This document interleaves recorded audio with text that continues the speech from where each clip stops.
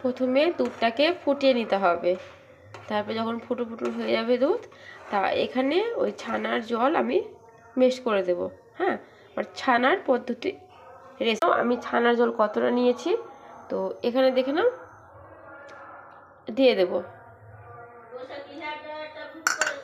আর আস্তে আস্তে করে এইভাবে করে করে নিয়ে আসতে হবে। হ্যাঁ, যতক্ষণ ছানা দানা দানা না হয়ে আসছে ততক্ষণ, বুঝতে পারলো তো?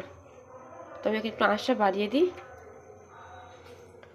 যদি ভালো লেগে থাকে আমার রেসিপিটা, হ্যাঁ প্লিজ শেয়ার করে দেবে। তো এই দেখে না বন্ধুরা, আমি আঁচটা একটু বাড়িয়ে দিয়েছি, এই যে।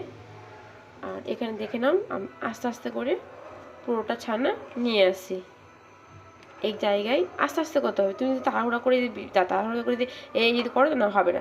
তোমাকে আস্তে আস্তে এইভাবে নিয়ে যেতে হবে তার একে অপরের পাশে। হ্যাঁ, তো তারপরে হয়ে যাবে ছানা। এই দেখে নাও, হলো ছানা হলো।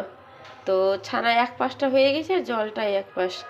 তো যা যা জানো না এরকম ফুটাবে, আস্তে আস্তে করে নিয়ে যাবে, দিয়ে ছানা হয়ে যাবে। ভালো লেগে যদি থাকে তো শেয়ার করে দেবে।